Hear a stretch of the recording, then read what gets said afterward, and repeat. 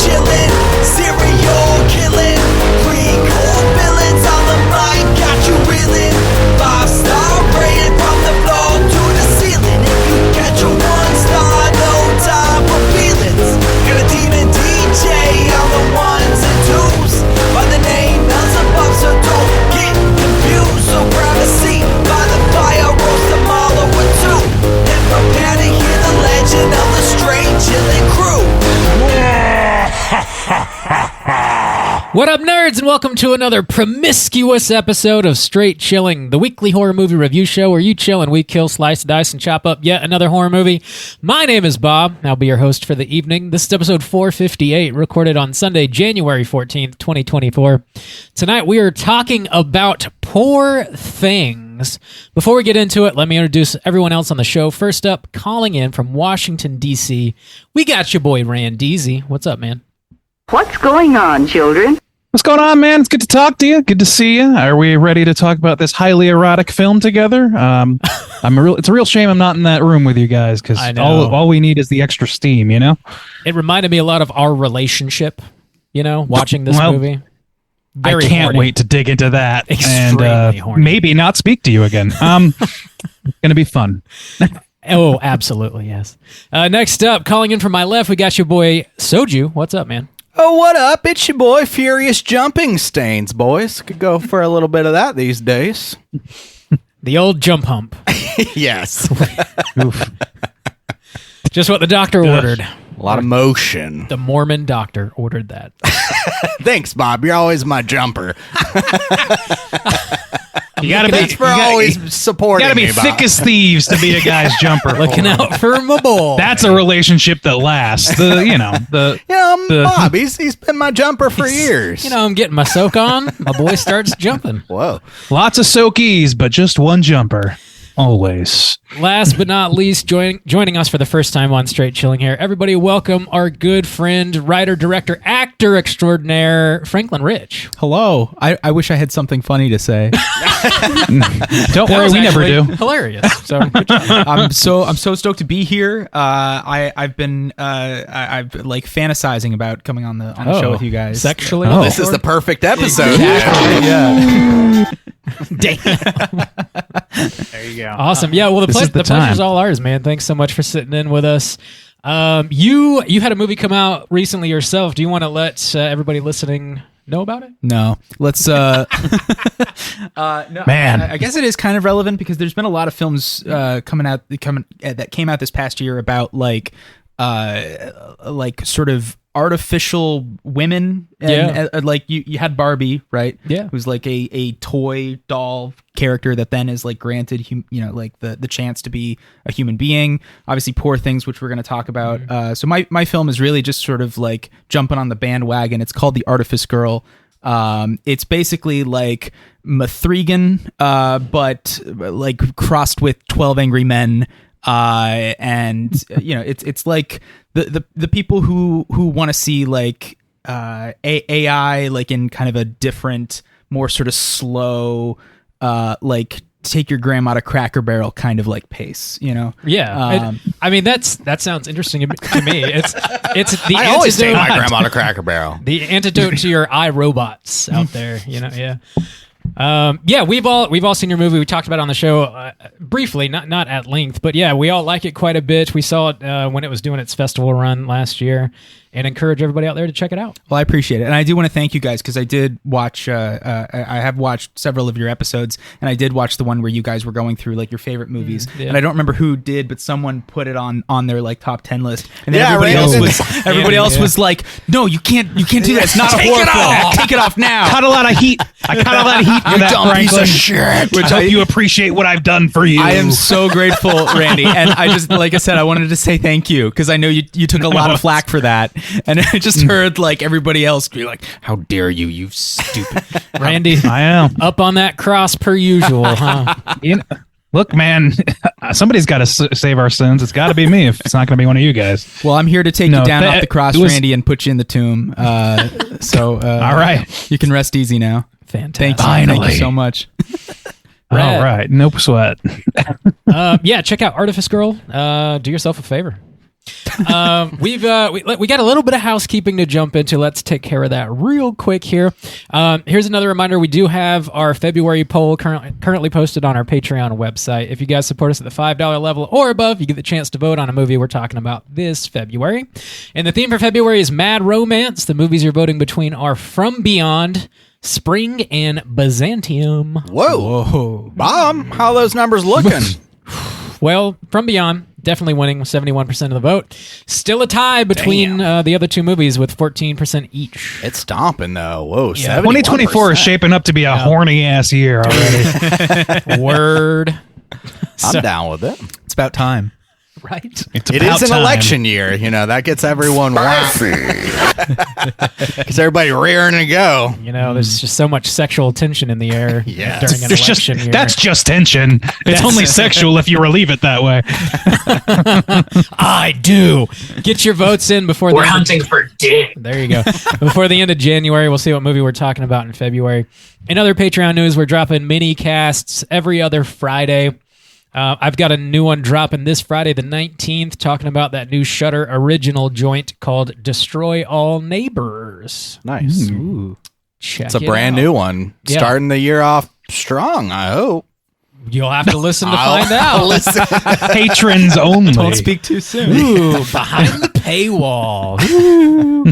It's got an interesting ass cast though. Jonah Ray is sort of the lead, and Alex Winter is also in it. I can't remember the last time I saw him in a movie. It's been quite a while. The dude from Bill and Ted. Yeah, he was in something not that long ago, Was but he? I can't place what it was. Yeah, I feel like he had something last year or maybe the year before that was somewhat substantial for him. Yeah. And yeah, I'm excited to see that. That just sounds like a pretty punk rock movie, honestly, based on those two castings alone. It is. It's got a cameo from Kumail Nanjiani as well. That dude's pretty damn funny. Nice. So yeah, check it out on Patreon this Friday the 19th. And I think that's all we got going on with Patreon. Do you guys have plugs? So I was just going to mention, make sure everyone check out the feature I did with Caitlin on Plug It Out for Only Lovers Left Alive. That is out now, and it was a really fun conversation. Caitlin and I watched that film for the first time and got to kind of pick it apart together, and it was a really interesting conversation. We also have a bonus episode dropping next week I think we should go ahead and mention for people to check out. And that's going to be an interview we did with a director who has a new film coming out. His name is Barnaby Clay. He's got a film coming out called The Seeding, and we're going to be covering that one in full as well, too. But our full interview with him is going to be coming out next week, so keep an eye out for that bonus material. Bonus episode. Yeah. Oh, get ready. I think that's all my housekeeping. I got one more. Got one more? little Randy, thing. you good? Mine would have been yours, so we're done. Okay, Go ahead, Bob. I did a feature with our friend Nicole over at Light and Shadow podcast. We talk about The Serpent and the Rainbow, which is a Wes Craven joint. It's a little underseen, yeah. But she is diving into religion and horror specifically, and we talk at length about voodoo. I believe this is the first movie she has tackled that had nothing to do, well, very little to do with Catholicism. Or really just, I guess, Christianity. That's pretty tough to Yeah, escape in horror, honestly. Yeah, Like, yeah, for that's sure. interesting. I believe that's dropping on the 18th, January 18th. So check that out. All Light and right. Shadow podcast.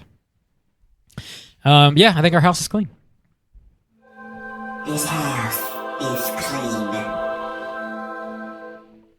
Let's get into the main event. We are talking Poor Things, and we're kicking it off with the back of the box. What's on the back of the box?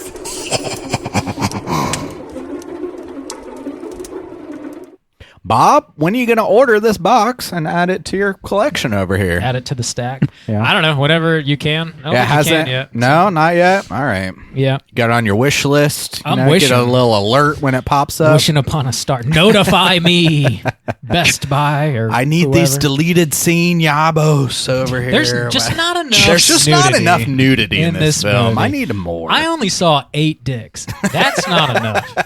It's just peanuts in your face. In your face. Poor Things. This is a new movie. Runtime of 2 hours and 21 minutes. Rated R. Directed by your boy Yorgos Lanthimos. Based on a book by the same name written by Alasdair Gray. Starring Emma Stone, Mark Ruffalo, Willem Dafoe, a whole bunch of wonderful other folks. Plot synopsis brought to you by IMDb is as follows.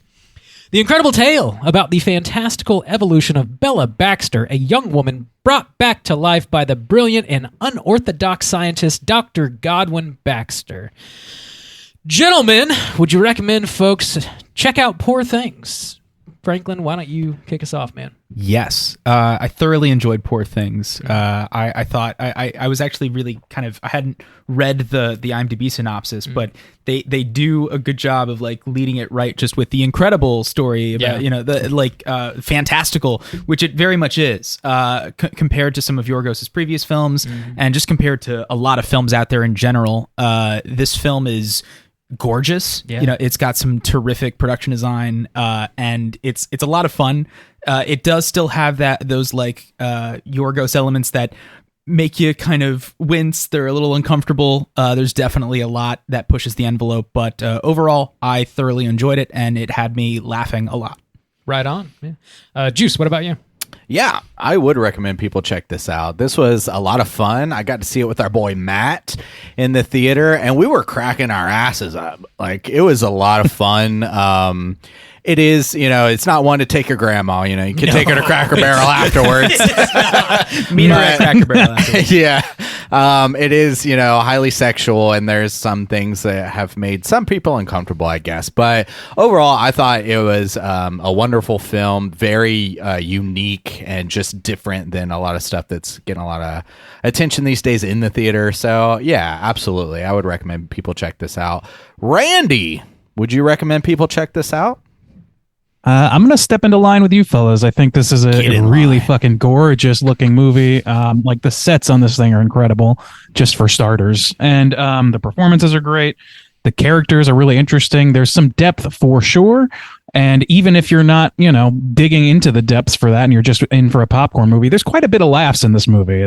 It kind of has something for everybody except for Grandma. Grandma, stay home. Do not come to this. So yes, recommend it. Bob, right on. Would you recommend people check this out? Yeah, for sure. I'll step in line too. This movie is hella fun. It's, I think, Juice, you mentioned earlier, this is sort of like the goth version of Barbie. Yeah, kind of some similar type themes going on, but really great actors, great performances. It's a beautiful film, super funny, weird Frankenstein story that I kind of love. So check it out. That sounds like a hearty recommendation across the board from us here at Straight Chilling. We are going to be spoiling this new movie, so here comes your warning.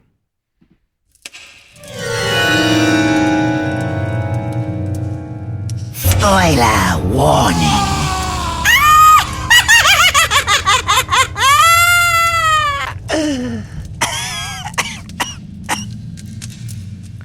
Bob, you said it's been a few weeks since you saw this movie. You got that plot synopsis ready for us? I got it. All right. Hit me with it. Hopefully I got everything in here. We'll see. So here we go. In Victorian London... Wrong! Medical student Max McCandles becomes an assistant to disfigured surgeon Godwin Baxter. Godwin meets and falls in love with a young woman by the name of Bella. Sorry, Max. Max meets and falls in love with a young woman named Bella. Godwin then reveals Bella committed suicide by jumping off a bridge, but the baby she was carrying inside of her survived the fall. He rescued Bella by replacing her brain with that of her baby, which is why she now has a childlike demeanor. Max eventually asks for Bella's hand in marriage, and she accepts, but as her intelligence is rapidly increasing, she wants some freedom. She ends up running off with lawyer Duncan Wetterbum. Bella and Duncan set out on a journey, starting in Lisbon, where they engage in frequent sexual activity. Bella begins to become more difficult for Duncan to control, so he smuggles her onto a cruise ship, where it's easier to keep an eye on her. Duncan begins drinking and gambling. During a brief stop off at Alexandria, Bella donates all of his winnings due to the extreme poverty she sees in the town. Since they can no longer afford the remainder of the cruise, they get kicked off at Marseille and make their way over to Paris, where Bella begins working at a brothel. This makes Duncan so distraught he has a mental breakdown, and Bella leaves him entirely. Bella befriends several other prostitutes and continues to learn about human nature. Godwin becomes terminally ill and asks Max to bring Bella home. Duncan is then institutionalized upon Bella's return to London. She intends to finally marry Max. They are interrupted by Duncan and a new character by the name of General Alfie Blessington. Alfie calls Bella Victoria and explains they were married before she killed herself. She decides to go with Alfie to learn about her previous life. She soon learns Alfie is a violent and sadistic motherfucker, which must be why she jumped off a bridge. Alfie holds Bella at gunpoint, demanding she drink a chloroform martini so that she will be sedated for the vaginal circumcision that he has planned for. She throws the drink in his face, causing him to shoot himself in the foot. He eventually passes out. Godwin passes away peacefully, and Bella decides to follow in his footsteps and become a doctor. Alfie has his brain swapped with that of a goat, and the movie eventually ends with Bella sitting in the garden with Max, reading and drinking cocktails happily ever after. Roll credits. Love it. Yeah, poor things. What a happy Poor ending, things. right? as happy as it gets. Yeah, truly. Happier than the original Frankenstein ending, I think we can all agree. Yes, I think that's fair to say, yes. Yeah. This does have a lot of like common stuff going on with like Barbie, and it's interesting, like the idea of specifically a female being like brought into this world as sort of like, you know, born yesterday sort of thing. I don't know, that is having a moment, as they say in marketing, right now with quite a few films and tackling it from kind of all different ways. This one, like, I kept thinking as I saw like a featurette with Emma Stone where she or maybe it was the trailer even, where she was saying like, oh, this to me is the story about being a woman. And so like that was rattling around in my head from before the movie started. And it's pretty clear that that's what's going on here, and nobody is more qualified to talk about it than the four of us. So I'm excited to get into it with you guys. Absolutely. Bringing the female perspective. Dudes. I've actually talked to a few women in my life, and whoa, I do think that good like, for you, dude. Yeah, that Brag. this is the right group to like. To have Dissect opinions about it. Exactly. Exactly. We're gonna heal this country right now. That's right. Let me tell you what women think. I think it's interesting. You did point that out, though. That's been like definitely a trend in a lot of films and themes in films. I mean, my own included is this idea of autonomy, and I think that right now we're kind of recognizing that is sort of the story of being a woman. Is a sort of search for autonomy. Now, it's a very human thing, and I think a lot of people, including cis white men, like can still empathize with that and understand that because we are all still kind of searching for like a sense of identity, just like Bella is in the film. But I do think it is interesting that there's been like a lot of films this year about like trying to understand what it is to be human and the freedom that kind of comes with that, the autonomy of that. It's interesting, and this is a great one to close out the year with. Yeah, for sure. It kind of like last year we got The Menu wrapped up the end of the year too, and just like these stellar kind of films that just coming at the end of the year. It's like it almost in some way I'm kind of a little bummed for it because I feel like people are already moving on, you know, for the year. And so I'm glad we get a chance to cover this because I do want to kind of beat the drum for this film a little bit because it is so fantastic in that way. Now, it reminded me a lot. So you guys will know I mentioned this a lot in 2022 as one of my favorite movies. I think it was number 2 on my horror list, but it was a movie called You Won't Be Alone. And it was about a girl who was kept in a cave until she turned 18. She had no experience with the world. And then she had to go learn what it was to be a human being for the rest of her life. And that was very serious, somber movie, you know, very sad. No, it wasn't a laugh riot. It sounds not at all. But this reminded me a lot of that, just on the flip side, you know, very fun, bright, vibrant type of film. And it resonated me in the same kind of ways, though, because what I found beautiful about that film is I could empathize with this character who just didn't know, you know, the things that limits everyone else from enjoying the beautiful kind of things in life that kind of keep them capped on enjoyment or expressing themselves and things like that.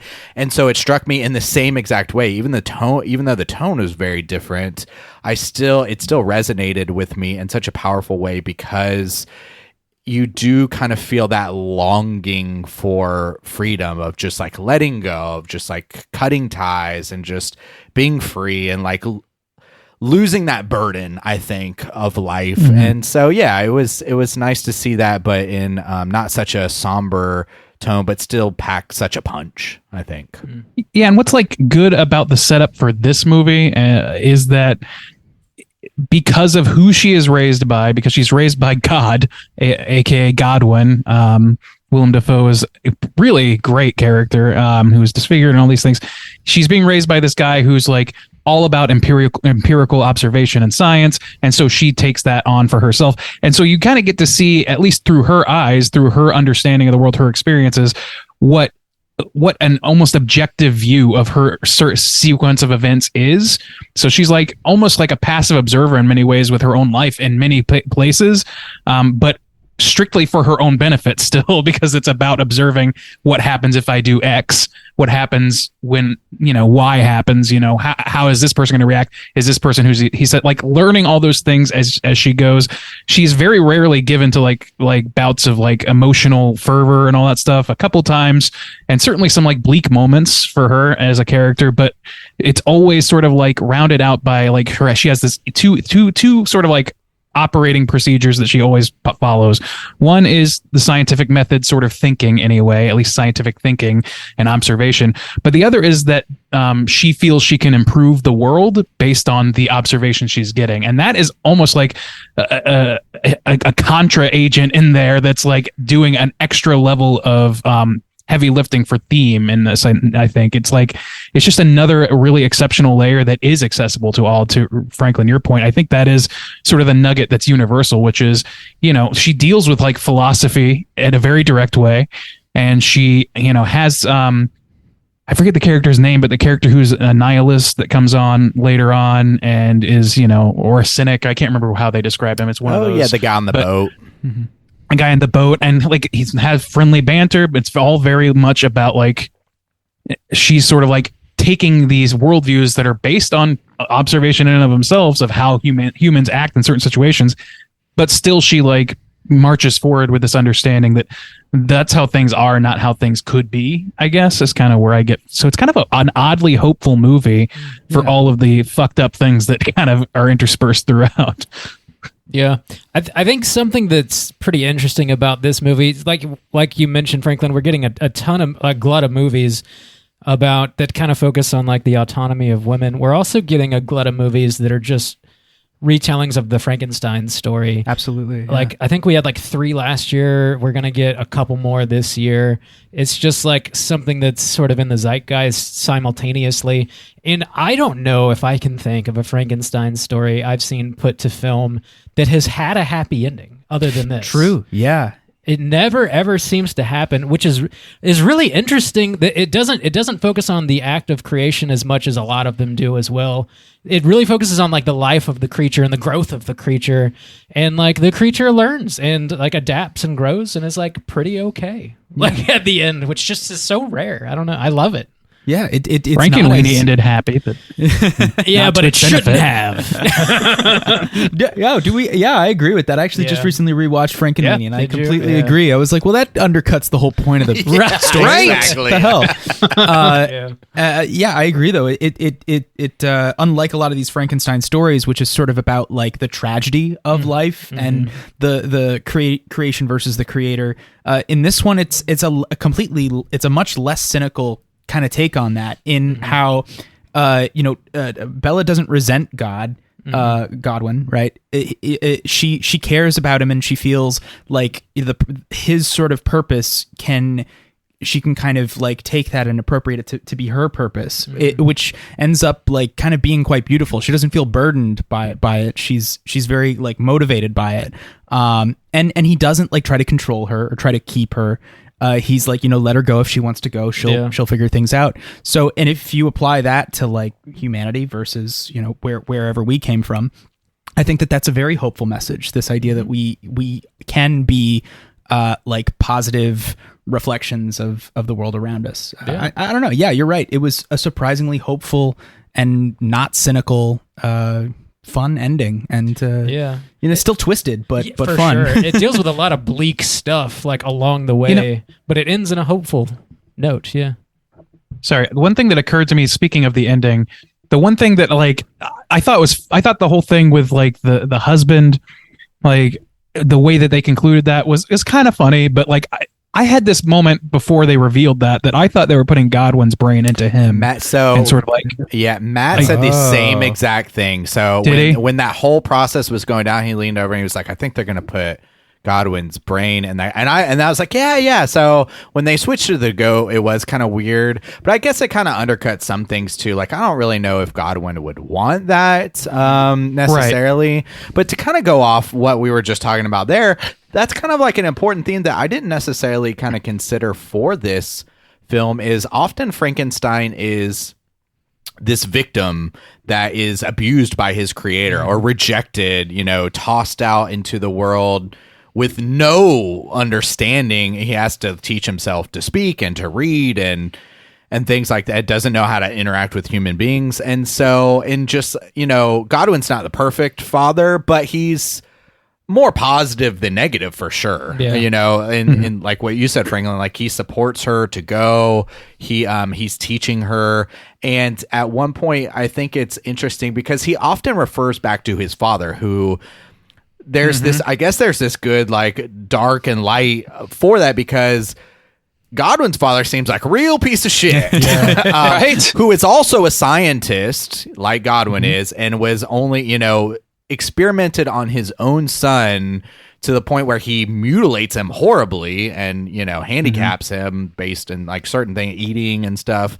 And Godwin has that same kind of mindset in a way, and he is experimenting on Bella and stuff like that. But the switch and the kind of I think growth that he has is a kind of refreshing turn, because we do get a lot of movies about generational trauma and that kind of carrying on. It is kind of nice to have a Frankenstein movie, but then also have this like generational trauma movie that's like, nope, that the cycle can be broken. Yeah, it can be broken. We can learn from it. We can change these things, and it changed the movie like completely. It's beautiful. It's wonderful. Yeah, absolutely.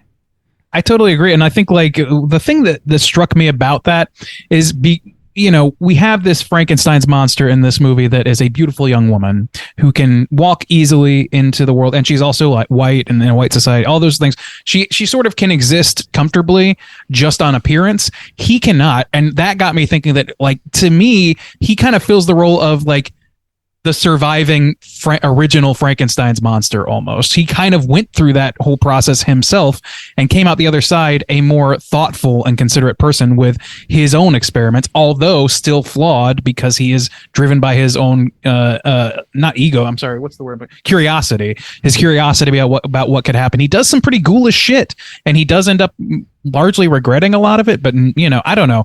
It feels like if you pluck the Frankenstein's monster from the end of that story and sort of rewrite it just a little bit, you have Godwin's character, and he is sort of doing the same thing, but with a more hopeful bent. I don't know if there's something to that or not, or if it was conscious, but I thought about that at the end of the movie. I was like I said, I was a little bit confused when I saw the goat thing, but it made me laugh, and I agree that was probably would have been a bad idea. And I just kept thinking about Godwin and his role. And it really feels like he's already learned the lessons that he is allowing Bella to go out and learn. And he had almost forgotten them because he was trying to control her the way he was controlled. But letting her go was to him the only clear thing he could do. Being objective about it, allowing her to go and do her thing. That was the only thing that he could ethically do at that point, I think. And I don't know. I don't know if there's anything to that or not. It just sounded good in my brain, I guess. I love it. I'm hooked on that. I love the idea that it's like a secret sequel to Frankenstein. I think that's really brilliant. Like you said, if you had plucked him out of that, and then it kind of creates this sort of new hopeful context to Frankenstein of like, yeah, but the monster doesn't necessarily have to go and repeat all of Frankenstein's mistakes.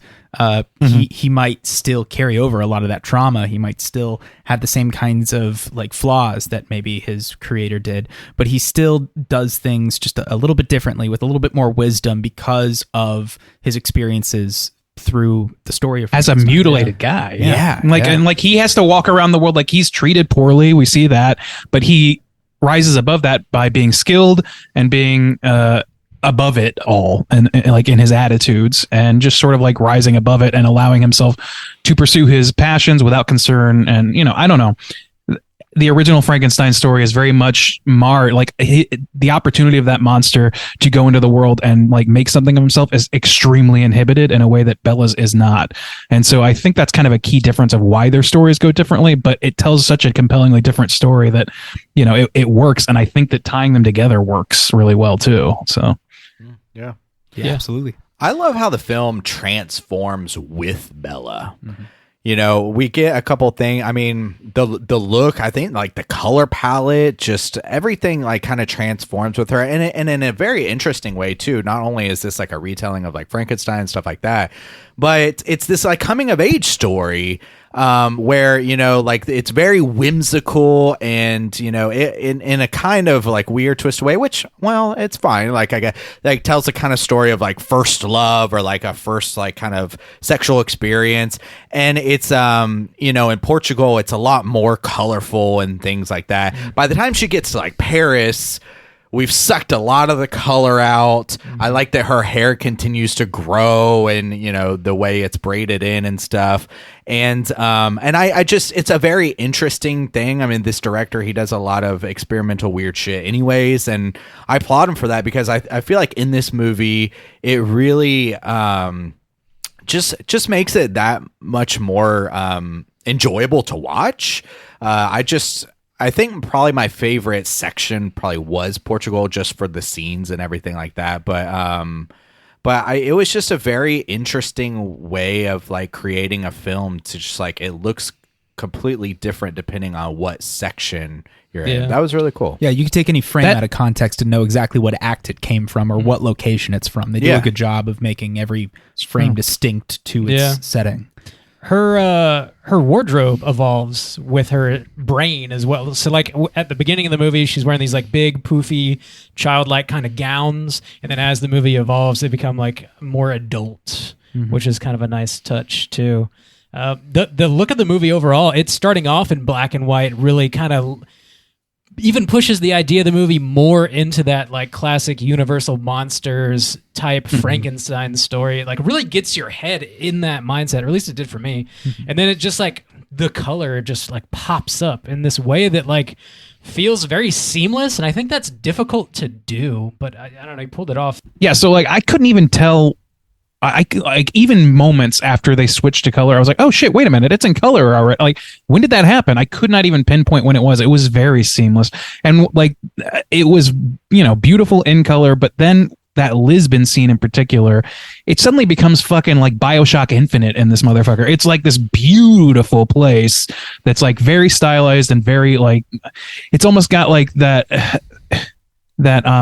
the CG of it or whatever. It's really beautiful, but it's also like almost artificial feeling still within that. It's Disneyfied, and that later on gets drawn back a lot. So to your point, Justin, I think that is true, that it grounds itself as it goes on, but it starts off sort of black and white, like no information to go off of, just a husk with just the workings of a beginning brain, and then like experiencing the world for the first time is like this insane, gorgeous thing. And then it slowly sort of chips away. Things get bleaker, things get brighter sometimes, but like for the most part, it's towing a line for the rest of the movie. I think that's really smart. The fucking sets and set pieces in this movie are just beautiful. I can't get over it. Even the like interstitials between acts or between chapters or whatever they call them in this, they're so fucking interesting. Paintings almost. They were all surreal, but they were all gorgeous and always really exciting to like kind of extrapolate. Like, what is that going to refer to? Like, how is this relevant to what the next section's going to be? I love that stuff, that the hyper stylized kind of thing. And I think it was when they take that stop, I forget where they take the stop, and she sees the Alexandria. Is it Alexandria? Yeah. There's that, it's like a building, it's like a tall tower on like a precipice of a cliff or whatever. And that set, which I assume is a miniature because it just looks so like textile and real, is gorgeous. And even if you can tell that that's not a real place, the fact that they took the time to build a thing, or at least designed the CGI in such a way for it to look like a real miniature, I think is terrific. I love that kind of just a lot of attention to style. detail. Oh, absolutely. It looks like mist or something. Like Thank you. Doesn't. I am so glad you referenced Mist.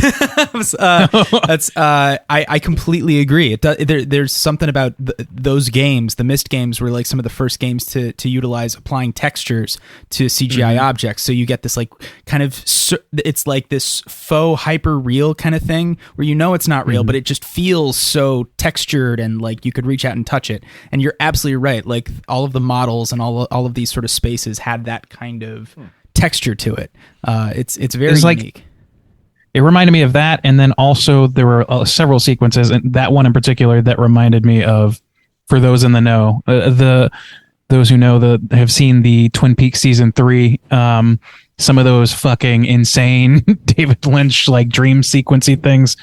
If you know what I'm talking about, you know what I'm talking about. I won't speak on it too much, but there's a lot of like fantasticalness in this, but it's somehow like in the middle of that grounds itself in a pretty understandable story. Like it never loses me really, right? Like did anybody feel that too? Like I never felt like I was without a guide or that I didn't have the point of view that I'm supposed to have. I felt very cared for as a viewer, if that makes sense. Yeah. Yeah, it's very understandable. I will say there was one I did, I'm going to heap a lot of praise on this movie. So to kind of balance it out, I guess there was one kind of thing that kind of bothered me a little bit, and it would take a kind of second watch to feel or to see like if it really did bother me or not. But the one transition that felt a little clunky, and I felt myself being like, okay, like where are we going, or like kind of like let's move it along, or maybe something like that, is the only time I felt this was when she goes to her old husband's house. The transition from where she's about to show up at the wedding, and then she goes to this guy's house because he's a completely new character. We have to like learn, it's toward the end of the movie. We have to learn all about this kind of new character and in this new kind of situation. And I feel like things there move a lot more rapidly as opposed to, I feel like in Portugal, and then even the time we spent on the boat, like we spend so much time with Duncan and really get to know what a piece of shit he is in a complex way, why he's driven that way and things like that, that it just felt like when we get to this new character, he was just almost like cartoonishly villainous, He was. They had a lot of ground to cover. And it does almost feel when the wedding scene almost felt like a soap opera kind of sequence. Almost, it's like, oh no, and here comes the husband of the previous woman, right? And he's gonna interrupt, and then she goes with him, and everybody's shocked. And then, like, you're absolutely right, he is cartoonishly villainous. He's like constantly waving around this giant gun, and like it's so silly and ridiculous. And they're like, he's laughing about how evil he is. And it's kind of great. Yeah. I agree. It's bizarre, and it seems like a very rushed, like, okay, now we're going to just full speed into the third act. Yeah. And it also doesn't help that she's just like, yeah, I'll go with him without like any kind of... Yeah. Everybody's like, whoa, we were just about to have a happy ending, and now you're just going to sort of suddenly decide you want to go with him. Now, it does make sense, I think, later, but it was jarring. I see, and this was based on a book. I assume they sort of take more time with all that in the book, but it's one of those things transferring. I didn't know it was based on a book. Transferring a full ass book into a movie. You got your time limit. Sure, and this is a long movie, but I do like. I guess it's quick and a bit cartoonish in his character, the way it's written and everything, but I like it a lot because he truly is such an easy person to hate. And I think it plays into her character and the point of the movie quite a bit because she is so distraught at the beginning of the movie. We don't, she kills herself. That's how the movie starts. And it's like it could have been a really tragic ending for a character, but it sort of shows that she is actually able to start anew, like she's able to start a new life in a way that, her story didn't necessarily have to end with such tragedy. So it like really paints a full picture of what her life is before she commit suicide. I think it's important to know that for the Sure. purposes of the movie. And the I'm clitoris on the removal fence. thing, that was important for her to be like, I'd rather die. And just to have that point of the control of this is how I'm going to control you. Absolutely. That was important. It was just the whole sequence. That was the only time I felt, whoa, where you know, are we like going kind now? of Yeah. clunky Right. about it. And I would I kind also of- sorry, yeah. No, please go ahead. I also, because all of these previous sets and settings have been so like kind of large and fantastical, and like to like suddenly get squeezed into this like wooden, That's true. like Yeah. space, the the hallways. hallways, which were beautiful, but also definitely felt like disconnected from the rest of the point, world. yeah. Yeah, you know? totally. Maybe that was intentional. Yeah. It very well could have been, but yeah, it was definitely not- felt. Yeah, I'm sorry. I keep cutting you off. No, it was definitely like a hostile environment. But I'm like, I'm on the fence about this too. Like I like how kind of the end result of all of that. I love, like, I laughed pretty good when he had a goat brain all of a sudden, all that stuff. I also agree that it's like, it's kind of nice to see where she came from and see her overcome that in a way. But I'm with Juice. Like, it kind of just in the moment feels very much out of nowhere. And like, because she is the way that she is and she's so analytical, you kind of just have to trust. Like, I'm sitting there looking at this as any like most movies would have approached this kind of situation, like a soap opera where and I can't remember the character's name, but the person she's marrying, whatever his name was, Max, yeah.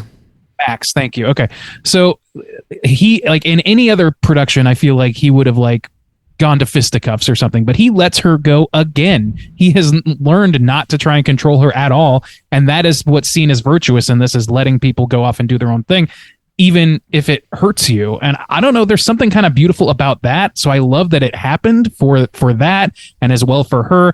But like, it does feel very like it feels like the movie is ending, and then there's 3 more chapters all of a sudden, and I'm like, oh shit, wait, what? I thought we were wrapping things up.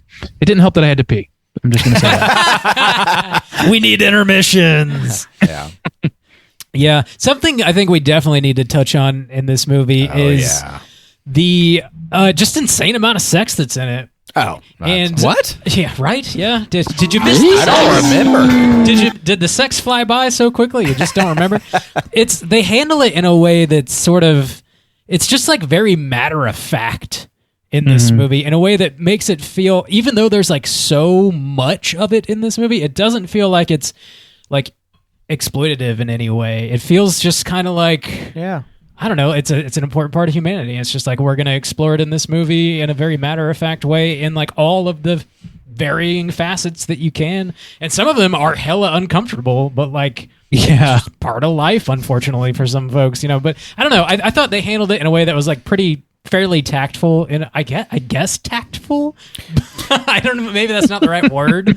How to hit you? I mean, because the way it hit me is any sex scene felt like just another interaction between her and Mark Ruffalo. Now, I will say, like, now this is interesting. What I was going to say is, I actually found the, I guess, brothel scenes to be, I don't even know, like, the word, not less engaging, but like less sexual, more static. Yeah. I guess, because in the one with Mark Ruffalo, where that's the, you know, she's just having sex with with Duncan, the Hulk. Yeah, is really, those scenes were interesting because it was just another scene about their relationship, as if they were having dinner or if they were going to sightseeing or whatever. Plot. It didn't necessarily feel like a separated scene where we're having sex or whatever. It just felt like another interaction of their relationship that was building those characters. And so they were more, I guess, tantalizing or just interesting to watch because I was watching these characters interact.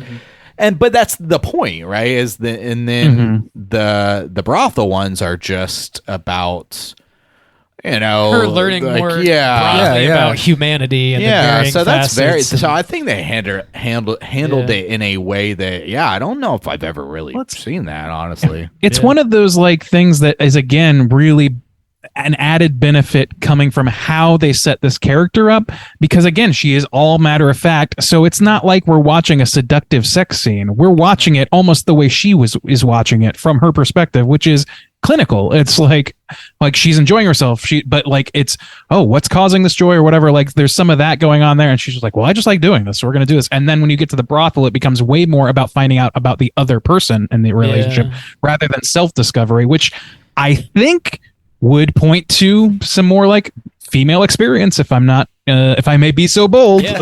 She like gives them the sniff test and like makes them tell a story, and she tells a joke, and like, which I love that. Yeah, like it's fantastic. I really loved all of the brothel scenes. I thought that those were fantastic. Yeah. It's the scenes actually earlier with Mark Ruffalo that I felt almost a little I don't know, not confused, but maybe I feel as though there could have been an adjustment. And the only like real note or critique I have for the film are those sex scenes with Ruffalo in the first act of the film, because we keep like he's constantly in the frame with her, and they're like they I think they even have some like close-up shots of Ruffalo, and to me that kind of seems to suggest that she's paying attention to him in those scenes, when I feel as though she wasn't. And maybe they could have, maybe the way that they shot that could have been a little bit more effective towards this idea that she's really just like experiencing pleasure,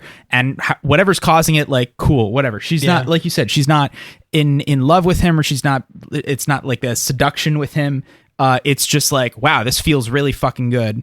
And I wish maybe in like those initial sort of shots and those initial scenes, they'd maybe isolated her, or it was like just maybe there was like a lot of wide shots, I felt. Yeah. And if they had saved those for the brothel stuff, then you kind of get to see this evolution of like, it's not just a cause and effect, I feel good, but instead this like, I'm starting to realize that I'm not the only sort of participant in this, that maybe there's like other people involved. And then when she starts like kind of starting to like experience romance, like with the other prostitute, that's when like the camera kind of pulls back a little bit. That's just like I mean, like, I'm not going to come in and be like, I would have done this differently, but I feel like because of the way that those scenes with Ruffalo was shot, I was almost starting to feel like, wait, does she give a shit about him? Like, why are we seeing him if she's not paying attention to him? Almost, if the film is from her perspective. My boy Yorgos That's a good question. dropped the fucking ball on this one. Drop two if you want to get technical. Well, he's going to be so angry when he watches this.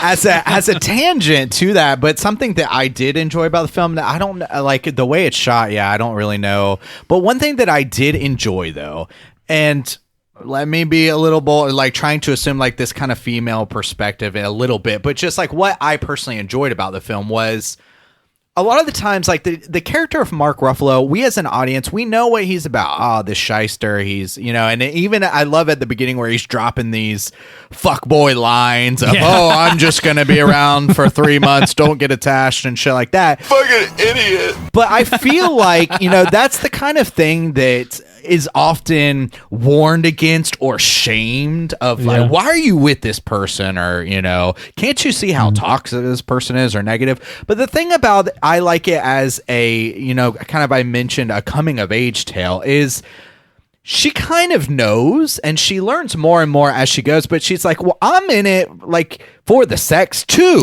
kind of, she's like, and as she goes along, she's like, your face really fucking starting to piss me off, you son of a bitch. But then I like where they're even coming to the end of the relationship where she's, again, matter of fact, but it works well. She's like, I guess it's after she's been at the brothel and she's like, oh, you always bragged about how you were the best lay, and like, hey, turns out, you know what, you actually were. But they, it kind of comes from her embracing it and her point in her life of where she's like, yeah, this feels good, and so I want to experience, and hey, I want to travel the world too, so I'm going to travel with this guy, and like, we don't always get along, but I feel like that's something that's always painted in such a negative light, and like is play shame upon it, and like, why are you?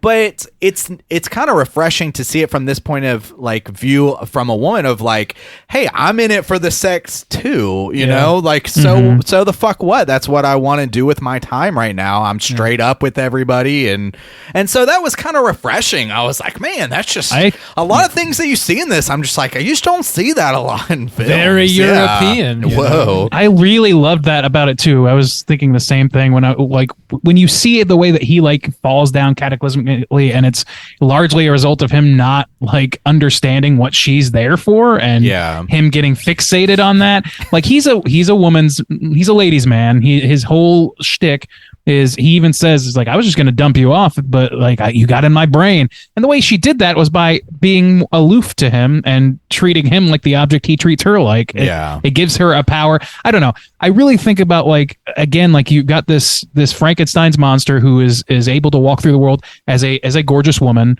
And I think that if you're telling a story from a female perspective, like that's walking through the world as a woman means that the world is going to, based on fucking eons of social norms, are going to treat you sexually. And so you have to learn how to not just understand that what you want out of that, what it is for you, but also like how to like use it for your own gain to some degree, or how to, I don't know, like how to amend it to yourself without it becoming like the point of your existence, the way that people treat you, that it's the point of your existence.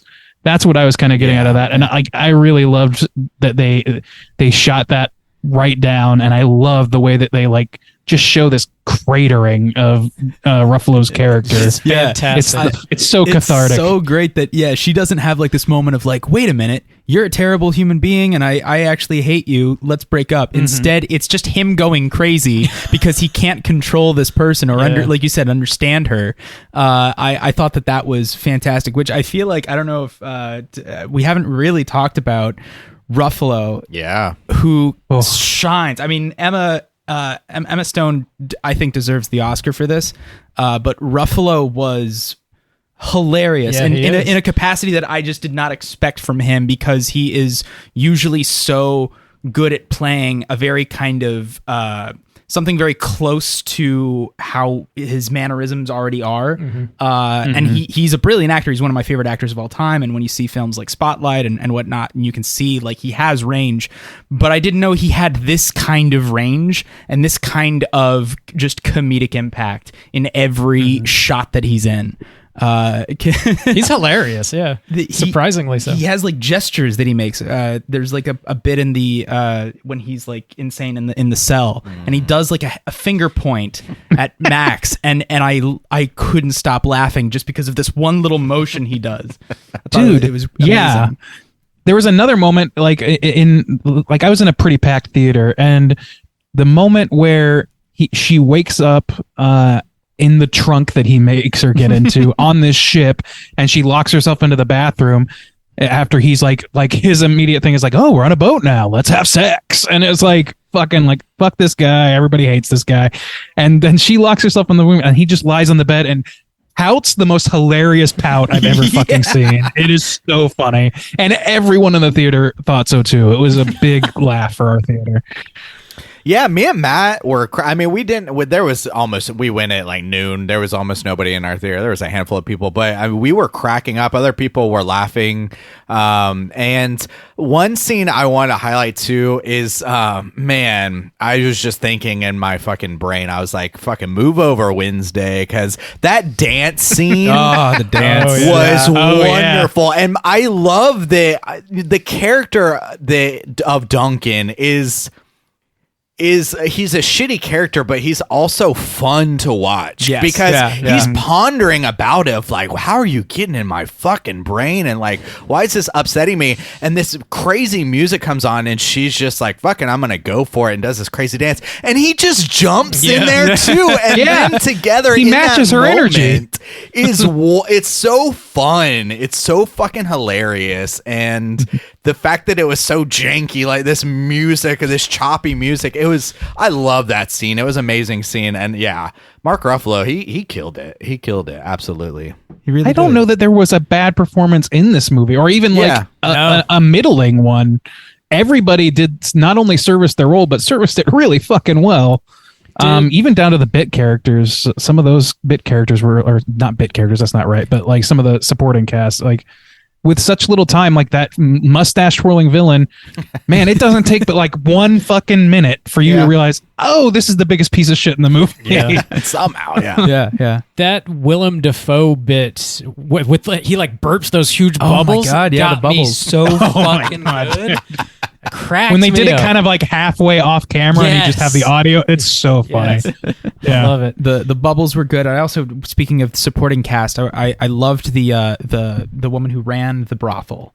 She's incredible. If you haven't seen The Tragedy of Macbeth, the one with Denzel Washington that one of the Coen brothers did, she plays the witches in that. Cool. And she plays all 3, but she's one person like the whole time, and it's insane. She's like a contortionist. I'm pretty sure she came from like a theater background, but she is phenomenal, and getting to see her in a role like that was a lot of fun. Cool. And she had her own. Well, she sure likes earlobes. Yeah, she liked to bite earlobes. She was tatted up. I liked that. It was just another aesthetic style that grounded it like to the brothel, but was also like very just interesting, and her tat had the bit of texture with the tattoos, and I don't know, it's just she was good. Yeah, she was good. Yeah, there's some good stuff in there. Are there any other major topics we want to hit on before we start wrapping this thing up? I'm sure we could go on and on. There's a lot of stuff. Lots, but lots to talk about. Okay, well, let's go ahead and wrap it up. Land that plane. So we're going to rate this movie out of 5. If you guys have any other final points you want to work in, feel free to do so. Franklin, would you care to kick us off out of 5? Well. Out of 5, I haven't ever given a film. Yeah, you can abstain if you would prefer not to. Ooh, shoot! Got to protect your reputation too. Yeah, I'm trying to make you got a career to think about, my dude. We are not going to have a career after Yorgos this. is like, oh, that son of a bitch only gave it 4 stars out of 5. I'll get you, Franklin. If the film isn't 4.5, it's definitely 4. It was hard to find anything to dislike about this film. Even if at times I did feel very uncomfortable, there are a couple scenes we didn't really talk about that, but there are a few moments. I don't even necessarily know if it's cool to mention, but it might be too spoilery.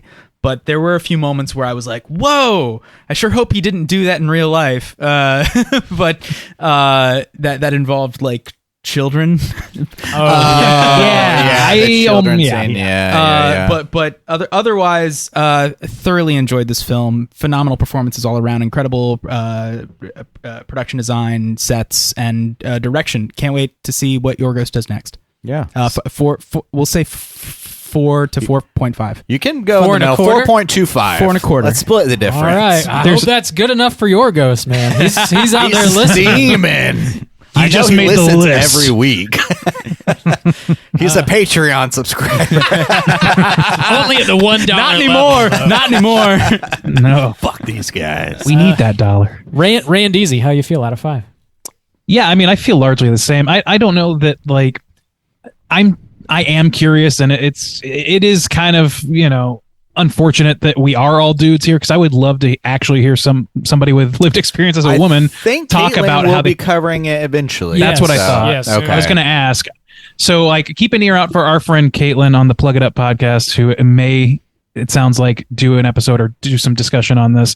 I'm sure there's quite a few out there, and I'm going to be listening, because that's kind of like the only like real blind spot I think I have with this movie is I don't want to like ascribe too much weight to things without having that experience of myself, but within the bounds of my own brain and how I experienced this movie.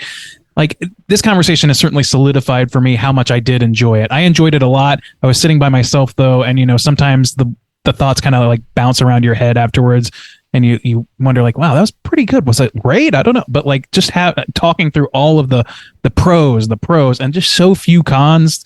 The only con is kind of the one that I talked about with Justin there, which is the like sort of late introduction that sort of threw me, and made it feel like I was like, man, I kind of wish this was set up a little differently, or a little bit earlier, or a little bit stronger in advance. But like the end result of it is so strong that I totally get why it's there. It kind of needs to be there for a lot of these sort of like heady points that we're talking about. So yeah, that's kind of my only bigger gripe, and it's all automatically sort of like undercut.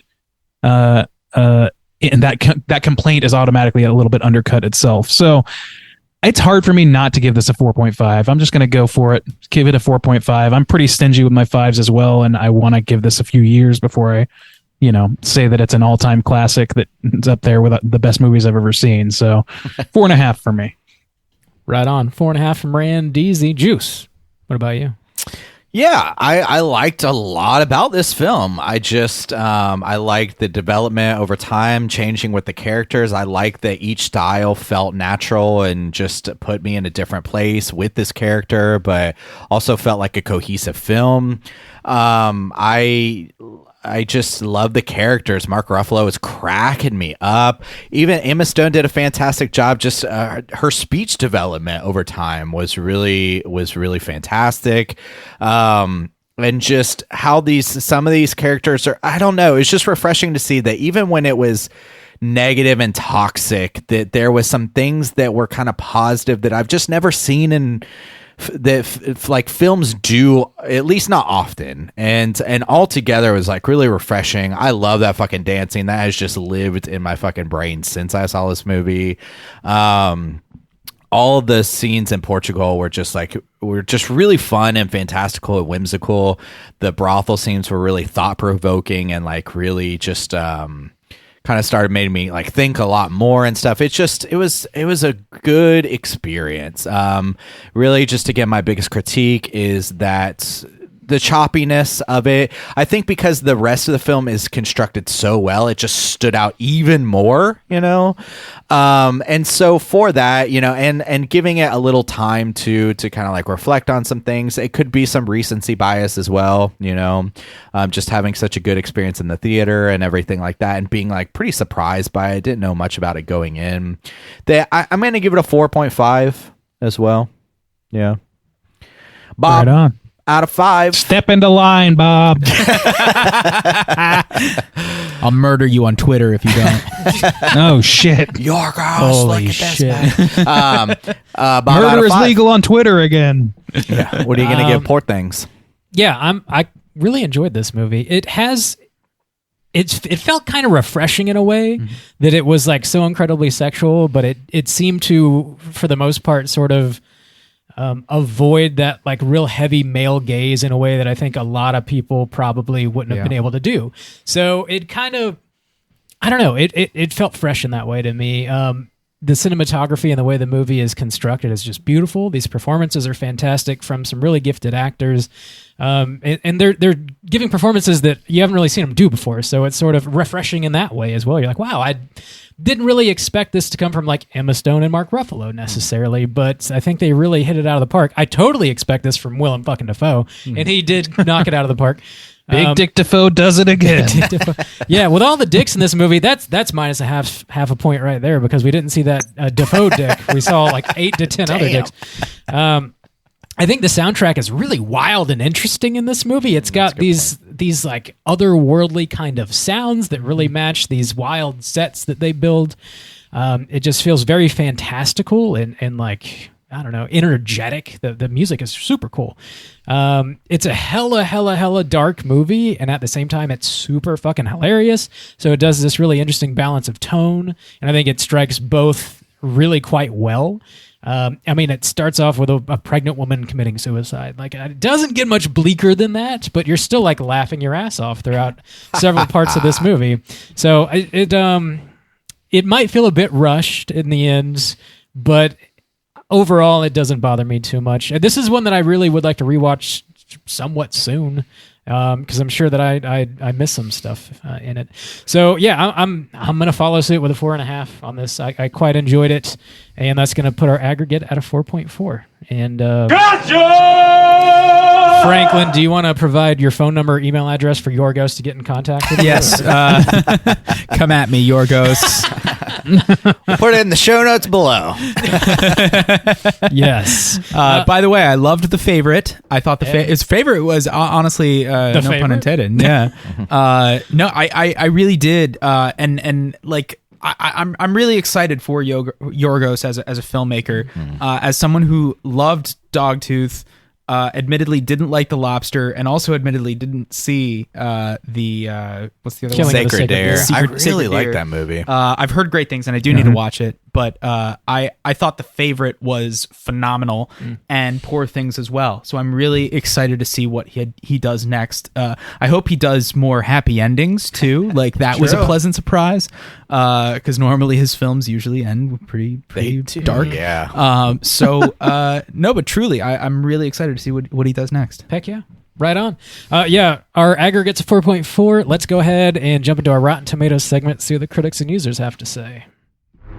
Certified fresh to death. All right, ladies and gentlemen, this is the Rotten Tomatoes segment of the show in which I'm going to have these gentlemen guess within the best of their abilities what the aggregate positive score is on Rotten Tomatoes, and we're going to do both critics and users. We're going to start with the critics as we always do, and there are 309 critical reviews on Rotten Tomatoes for this film. Has nobody seen the Rotten Tomatoes for this recently? No. Okay, that's good. Okay, great. So let's start with our esteemed guest, Franklin. There were 309 critical reviews here. What percentage of those? 309. Wow, There's a lot of reviews for this one. That's really high. That's high. I mean, It is a lot of reviews, yeah. So Franklin, what do you think that the aggregate positive score is for those 309 reviews? And so this what percentage is positive? Okay, out of so, 100. So it's either a thumbs up or a thumbs down. That's what it comes down to. Okay, yeah. I want to guess. So if they give it the thumbs up, it's a percentage of people who said that. Gotcha. I'm actually going to guess pretty close to what we were sort of hitting, which I want to say 93%. Okay. That's my guess. 93%. All right. For critics. This is critics, right? Yeah. For critics. Correct. Yeah, correct. And we'll go to Bob next. Bob, 93 is your benchmark here. Where are you going? Over, under? Yeah, I think it's around going to the be pretty side? high. I do think this is going to be like a critical darling. I could see some folks in the theater being like, what the fuck is this movie that I walked into? So I think critics are going to be higher here. Maybe not quite 93%, but not much lower. I'll play it somewhat safe with an even 90. Ooh. Even 90. All right. Juice, round us out. You going above, I middle, think I'll just somewhere make in Franklin between? the Sammy here, and I'll go a little bit higher. Ooh. And just maybe I'm terrible at math, but maybe we can tie in some capacity between the three of us. I'm going to give a 96% then. 96. All right. Well, gentlemen, one of you is just 1 percentage point off from the ringy-dingy, the perfect score. The correct percentage of positive reviews is 94%. Our esteemed guest, Franklin, is going to take this one. No, you got it. Oh, was it 90? Oh, 94. You know, Okay. yeah. 94, yeah. So it was Nice. I thought you were going for that. It was 94%? Yeah. 94%. That is certified fresh to death. Well done, And, Yorgos. Well done. damn. Nice.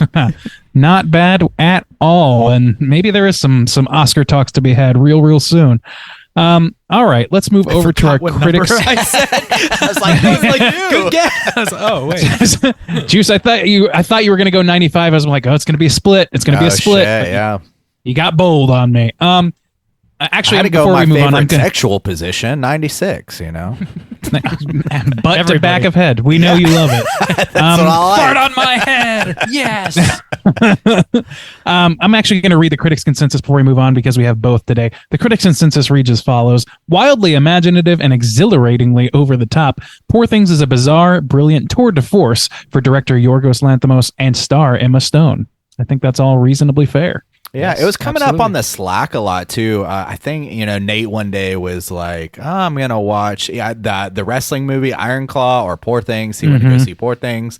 Everybody was like, go see Poor Things, and like everybody seemed really pleased on the Slack. Like everybody seemed really pleased overall. That's a real good 1-2 punch of movies, by the way. That came out this I need month. to see Iron Claw. Fucking incredible. By the way, yeah. It's good. I don't think it's as good as this, though, if I'm going to be honest with you. there we And go. that takes a lot for me to say that because I have a wrestling bias. We're going to move on to our audience score. There are over 500 verified ratings for this film so far.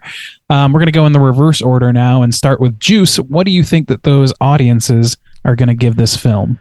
Yeah, I definitely think this is going to drop off a little bit. How many people did it on the audience? How many? 500 plus. 500 plus. Okay, this is going to be lower, but I don't know. It seems like people are still really responding positively to it. So I'll drop it just a scotch, and I'll say 86.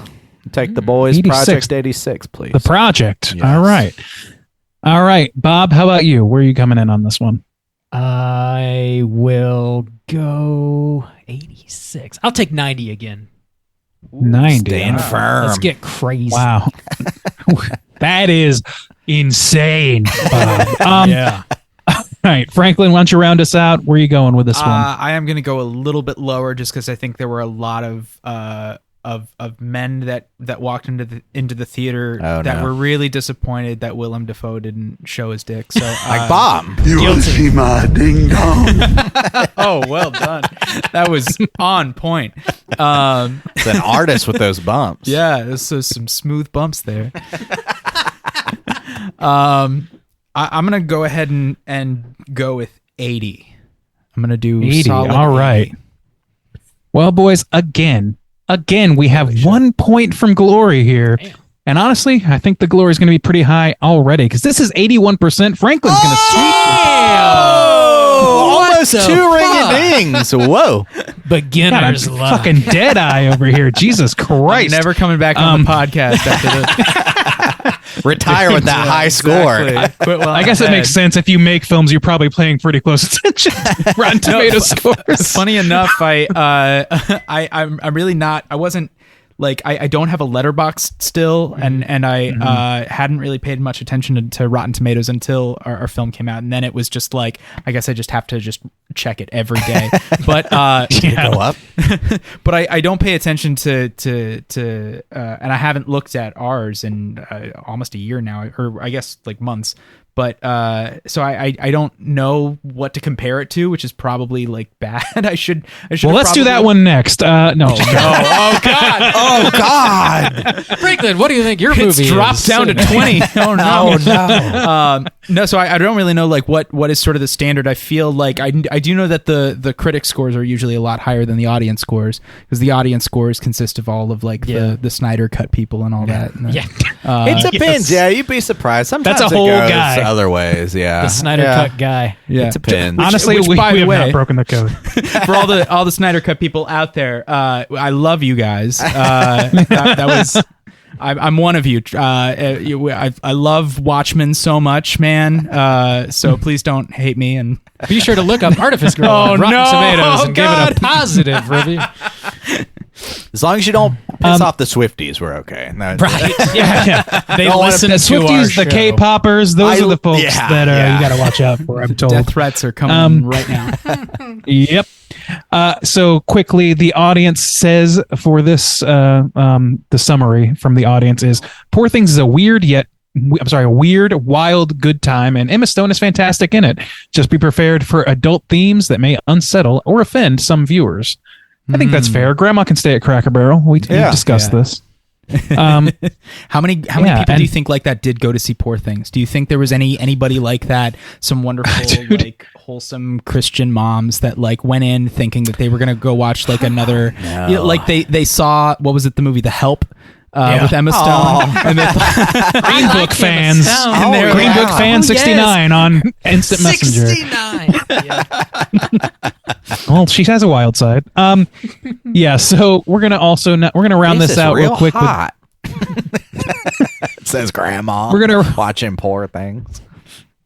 Yeah, this is sexy. The Hulk is looking good. Oh my Lord. We're going to round this out with, as we usually do, reading 1 or 2 negative reviews because sometimes they're very, very funny. And also sometimes they're not at all. They're just lame. Here we go. Reading blindly. Yorgos Lanthimos makes peculiar films. Emma Stone's character acts like a toddler, and she is unfiltered like a toddler. That's where the humor comes from. But she discovers sex. but she discovers sex, and it's from a male point of view. It is icky if you think about it. I don't know, man. I mean, it is definitively from a male point of view because he made the movie. But true. Yeah. No, he brings up a good point there, though. Because Yorgos is a man. That's probably what he meant. I'm assuming is what he meant, that it was from a male's perspective, trying to capture sex from a female perspective. So that's a totally valid. What's his name? And her name. Oh no! Lynn House from KTRS Radio, St. Louis. Oh, that's just some dude. Maybe.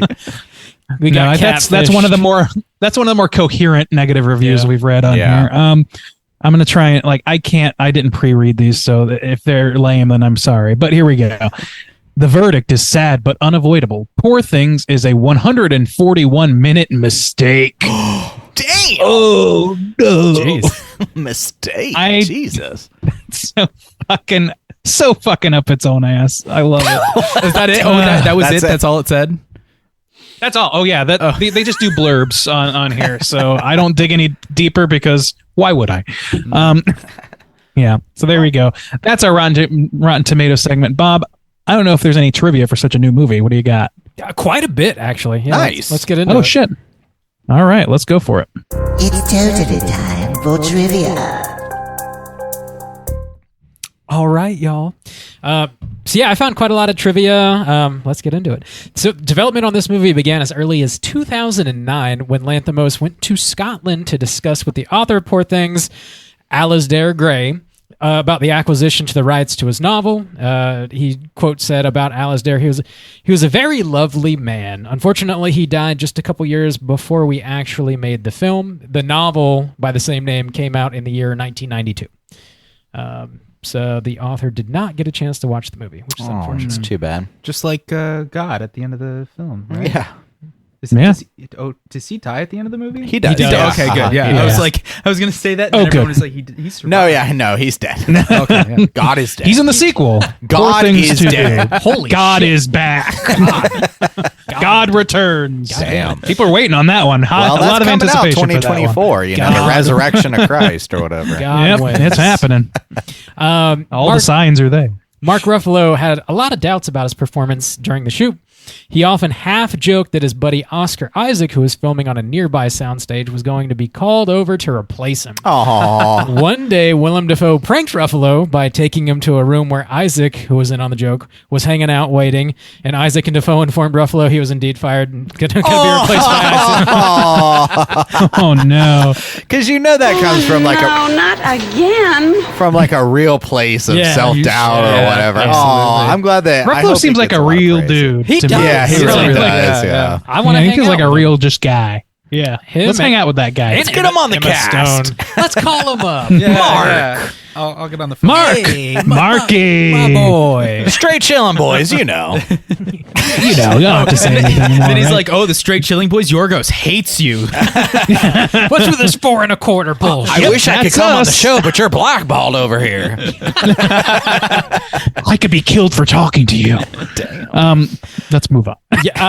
Emma Stone said, quote, "It's such a fairy tale and a metaphor, clearly, that can't actually happen, but the idea that you could start anew as a woman, as this body that's already formed and sees everything for the first time and try to understand the nature of sexuality or power or money or choice, the ability to make choices and live by your own rules and not society's, I thought was a really fascinating world to go into," which I think we all agree with that. Yeah. Yeah. I think that tracks. Yorgos Lanthimos received an 8-minute standing ovation at the world premiere during 2023 Venice Film Festival. None of the stars could attend due to the SAG-AFTRA strike, which is a bummer. But fucking 8 minutes, man, that's Nice. Yeah, they do that now. I don't understand. that's We're going to keep going. It's like the Damn, State my of the hands would Union be address. tired They're just for 8 minutes. God damn. fingers are bleeding and shit. Oh God, it's We so got to beat the record. It's so good. Yorgos First approached Alasdair Gray about adopting Poor Things in 2009. Gray took Lanthimos on a personal tour of Glasgow and showed Lanthimos the locations he included in the novel. Lanthimos said he was a very lovely man. And then that's another quote that I already said for some reason here. Oh, apparently he was 80 years old when they met. Oh, wow. And as soon as they got there, he brought up Dogtooth. And he said, I had my friend put the DVD in the player because I don't know how to operate the things, but you're very talented. Oh, that's like the sweetest shit. Yeah. It's a real good DVD case. Being honest. Very nice. Sounds like When's a very nice the movie. VHS coming out? The Betamax. Bella's character design was partially inspired by Egon Schiele's 1911 painting called Nude Girl Standing with Long Black Hair and Blue Black Drape. I meant to look that up, and I forgot to. So you can look it up if you'd like at home. All right. Lanthimos worked closely with costume designer Holly Waddington in order to reflect Bella's growth and development through her wardrobe. From the more puffy silhouettes of her childlike era to the nearly corseted gown she's wearing at the climax of the movie. A lot of production was inspired by genitalia. For example, the phallic windows outside the brothel and a shirt the costume department designed to be yonic. Well, the closing credits had a lot of that. The end credits had a lot of like the architecture or stuff that would like either look like a penis or vagina. It was beautiful. Like the credits at the beginning and at the end were great. I loved how they were like nothing I'd ever smelled before in my life. Indeed. Well, I got two more little bits. According to cinematographer Robbie Ryan, Francis Ford Coppola's Bram Stoker's Dracula served Bram as Stoker, Mr. Stoker himself served as the main source of inspiration to everyone making the picture, and that movie was referred to more than most. That's interesting. Yeah. That is interesting. I could see a little bit of that. Also, isn't it funny that Yorgos Lanthimos, it sounds like the most like very, very like, foreign film, indie auteur. Yeah. And his cinematographer is Robbie Ryan. Robbie Ryan. My boy Bob Ryan. Bob Ryan on the camera. Yeah, get the skateboard lens, Bob. What's that fisheye lens? Put that on. We're gonna shoot the suitcase scene. That's how you're. You ever seen Jackass? Oh hell yeah! Damn. The last bit I have here is this is the first feature film to be partially shot on Kodiak 35mm Ektachrome color reversal motion picture film stock. Oh, tight! I didn't realize it was shot on 35. I didn't either. Wow, at least partially. So that's good job, Robbie. Seriously, sorry we made fun of your name, boy Robbie. My boy Bob. There's nothing wrong with the name Bob. Well, you don't like it. So. No, I don't. But it was forced upon me. Here we are. You carry that burden. I am on the cross every day. Damn. All right. Jesus Christ. That's all the trivia I got. Let's go ahead and jump into our Cooter of the week. Straight chillin'. Cooter of the week. Juice, what is a cooter and why do we hunt them? Yeah, what the fuck is this segment? We would not tell Franklin before what was going on. you'll So we were just find like, out. we're doing this kind of segment. You'll find out. This is my favorite thing when we have a new guest on. It's like, let's see how long it takes for them to kind of freak out about what we're doing here. And you were looking at me, like looking at the two of them. Yeah. You guys were making eye contact. I'm like, This behind the scenes is going to be great for that. This is where the show looks to gets my right. weird. This guy's jamming. To the left, this guy's totally jamming. All right. Cooter is a character type and a straight chillin' exclusive. Cooter must hit 3 of these 5 points to be considered a cooter, but we want the cooter with the most points. The 5 points of cooterdom are sexual deviance, manipulation, smug arrogance, overall look and attire, and overall patheticness. Boys, I think we got a few cooters in this movie. A barrel of cooters. A barrel. Oh Should my we God. start at the top with your boy Why not? Mark Ruffalo, aka Duncan?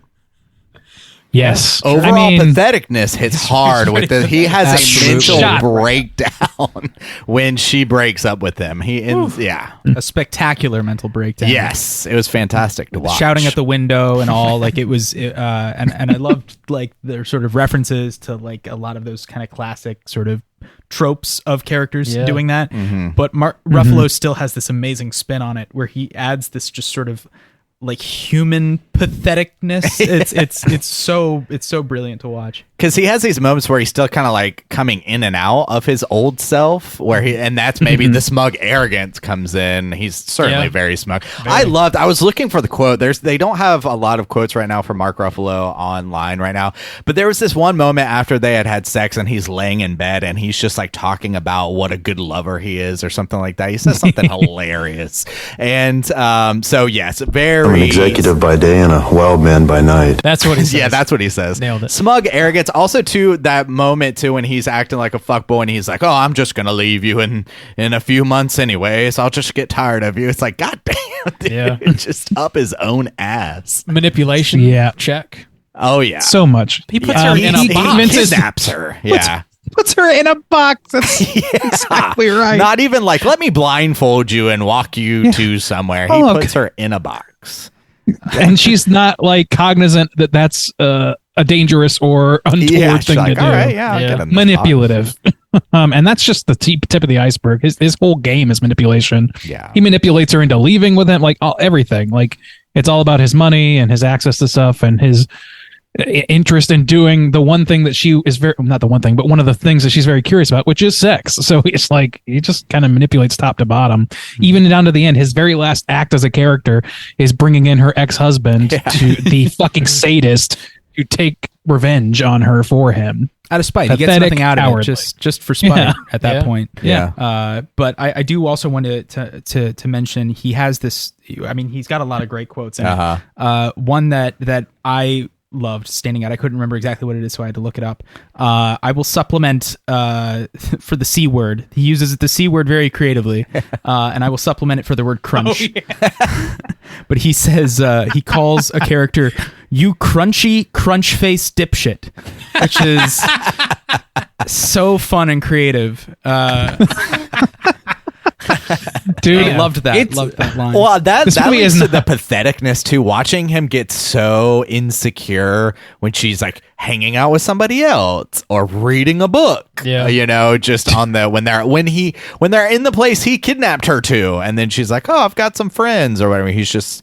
I guess that's manipulation too. He's trying to control her. So yeah. So it's all pettiness, which is a ghost category for the Cooter in my when book. He throws the book off, off the ship, and she just hands. He tries to throw the lady off the ship, and it's a hilariously lackluster attempt. Yeah. He's just trying to throw all his problems off the ship, including the old lady, which is great. I'd give him a tire too because he gets kind of sloppy towards the end. When he loses all his money. Yeah. That's everything. He hits all. Yeah, five. He hits all five. He's a top tier Cooter. Strong. Top he tier. is. He's hitting a lot of sands. We got another one, I believe. Maybe more than one, but the I don't even know the character's name. Your boy Alfie. Yeah, Alfie, the ex-husband or the husband, whatever.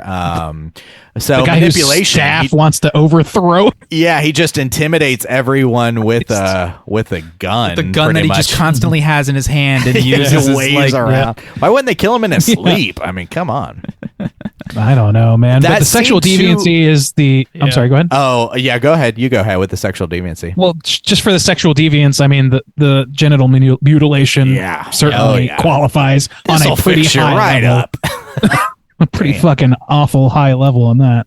Yeah. Manipulation. I mean, he's like holding her prisoner, hostage. You'll hang out here for about a year before I let you walk around or something. Yeah. It's a very basic form of manipulation, but he's just threatening to shoot her if he doesn't do everything he says. Rather, well, it's like, well, you know, I'll just shoot you if you don't do that. So. Well, another fucked up manipulation is when he's telling that woman to come in with the hot soup. He's like, yeah. Oh my God. And then he makes the dog bark and she spills the soup all over or whatever. Son of a bitch. God, they make this guy so hateable. Yeah. Pathetic. He's a goat in the end. Yeah, that's pretty pathetic. He winds up pretty fucking pathetic. Yeah. He was a goat the whole time, in fairness, but he's an extra goat at the end. And looking at Tyre, he might not hit that one. Yeah. No, he looks stately for his time. Yeah. I don't see any All cause right. for alarm there. He's not as high as old Mark Ruffalo, but he hits enough. Pretty high, yeah. I think if he was in the movie a little longer, we would have gotten there, though. Probably. Is there anyone else to consider? Oh, man. No, I don't know, actually. I think most of the other people are relatively thoughtful or or we don't get a lot of depth, like people in the brothel, maybe. Right? Yeah, they would. That's probably the most likely place you would see that if they. We don't. You know what? I'm just gonna go ahead and like blanket throw the guy who brings his kids in there. Yeah. That's a Cooter move, dude. Yeah. Don't love that, and I know that's what you were referring to earlier, Franklin. But yeah, Let the boys watch. Damn. I don't know about that shit. That's beyond. Yeah, that's beyond Cooterdom. That's in criminality of some kind. I at least saw some blurb or something where obviously those kids were not shot right in that scene. Yeah, it was. Yeah. I mean, they cut back and forth. Movie obviously, magic. so Yeah. Whoop. So just want to go ahead and point that out there. In case anybody's getting all riled up about it. No, this is not a Salo situation. I think. I think we got. Yeah, I think we got our Cooters, boys. I think so. All right, good job. Lock them up. All right, it's time to kick our feet up, let our hair down, talk about what we've been watching this week. Hey gang, what you been watching? Franklin, what you been watching, man? You knew this is the whole reason I came on to this podcast was to talk about Chicken Run 2. Hell yeah. Dawn of the Nugget, which I thought was terrific. I haven't watched a whole lot of stuff recently. I've been busy in the holidays and whatnot. But I will say, like, I thoroughly enjoyed Chicken Run 2. For some reason, I started watching the My Adventures with Superman TV show, which I thoroughly enjoyed. Yeah. I really liked kind of what they were doing with the whole Clark Kent, Lois Lane dynamic. I thought that was good. And then I do want to shout out, I guess it's not technically a movie, but I did find it really fascinating. I guess it's like a short film on YouTube. But it's by a man named Connor O'Malley, who's great. I don't know if you've seen it. I love Connor O'Malley. He's great. He has a thing out on YouTube called The Mask, which is this brilliant, like, kind of rabbit hole sort of it's only like maybe half an hour long, but it clearly took years for him to make. I assume because it like has this whole sort of like. I don't know how to explain it. I kind of just want to say, just go and watch it. It's really fascinating. There's some terrific, like, unsettling, uncanny moments where you're kind of questioning if this is real or not. But it's brilliant. So I would say check that out. And yeah, I guess that's it. That's what I've been watching. That's a great pull. Randy, is that the dude you showed me when you were here? We watched that video on YouTube about the boat that he makes. Is that the same guy? Oh no, that's a different guy. That's Fingers. What's his name? Okay. Something. I don't know. Fingers. That's a whole different. Fucking what's his name? Bobby Fingers. That's his name. Yeah. That's a great YouTube channel as well. But no, Connor O'Malley is like he's like a UCB guy. I saw him on the Chris Gethard show way back in the day, and I think he wrote for like Kimmel or one of those guys for a while. Probably, yeah. But the mask thing, like, it definitely was built over years because he would like slow drip some of the footage of that on his like Instagrams and stuff for a while. I'm pretty confident because he definitely does. He plays the best psychotic dirtbag in the business in my book. So. He does. Yeah, he's brilliant at that. And you're right. Like he takes a long time to slowly build this character over time, which is fascinating to watch. It takes so much dedication. And it seems like just so haphazard, like a kind of, Sacha Baron Cohen kind of thing. But he's clearly like very like, he takes his time and he doesn't rush it. There's one, I don't think it was in the same character, but it was a similar character where he's like doing amateur coverage of the porn convention or whatever, that's like the porn awards, and he's going around asking people, what's your favorite like titty suck scene or whatever, and then he gets a text that is like granddad died or something, and he's just very depressed at the porn convention. That's his brand 100%. He's always like some crazy douchebag that has to confront like something really real and tragic. And it's brilliant. It's fucking hilarious. Great pull. And if you've never seen the show Joe Pera Talks to You, he's on that show and he's brilliant on that. That's Joe one of my Perra's favorite shows of all incredible. time. If nothing else, take that as a rec. Joe Perra talks to you on Adult Swim. Agreed on all fronts. Randy, what you been watching? Yeah, I'll jump. I actually also don't have a lot to talk about. I think I mentioned this already, but I'm still working through an indie game called Kentucky Route Zero, which is by Annapurna Interactive. Have you played this? I've not finished it, but I played a little bit of it way back in the day, like when it came out. Gotcha. I really like this Annapurna Interactive group. That's why I grabbed this, and I'm enjoying it. It's very bizarre, and it's very much like a means to tell a story. And I'm about halfway through. I want to say maybe a little further. It's not like it's one of those games that's like not fun to sit and play. Like the actual gameplay is not fun and its own merits, but it's like the storytelling is what keeps you going, and that's what it's really all about. So I'm kind of reserving my final judgment on it until I see where it's going with all this. But it's a very bizarre, sort of like dreamlike little tale about a guy trying to deliver something on a Kentucky highway that doesn't exist exactly. Right. It's kind of tough to describe. Anyway, still working through that. And then the only other thing that I really put my teeth into this week was finally, like I think I mentioned this last week, started on Fargo season 5, and I am caught up. I'm ready for the finale. I'm very psyched about it. Everybody I've ever respected in when it comes to media has been talking up the Fargo series since its inception, and I'm happy to finally get one under my belt. And goddamn, is John Hamm fun to watch be a prick. He's an ass. It's great. Yeah. Mm-hmm. Cool. So that's it for me. Juice, what you been watching? I watched The Conversation from 1974. Ooh. This is a Francis Ford Coppola film that's got Harrison Ford is in it, young. And Gene Hackman is in it.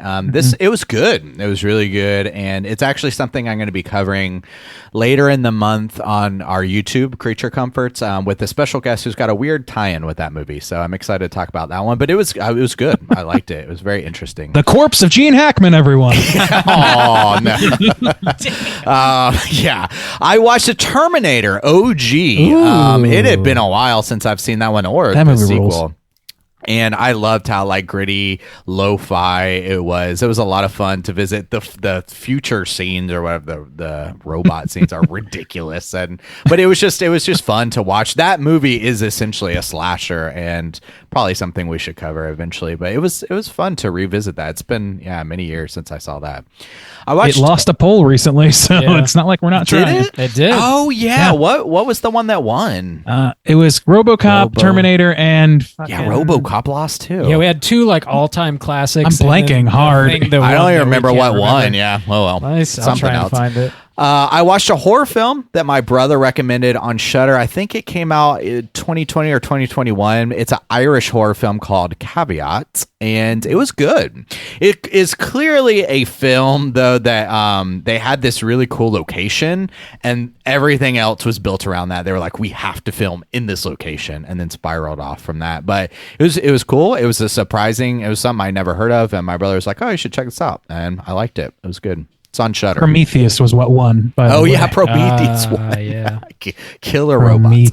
I watched The Passion of the Christ, which I haven't seen also in a long time, and that's because I will also be covering that one later for our Easter special.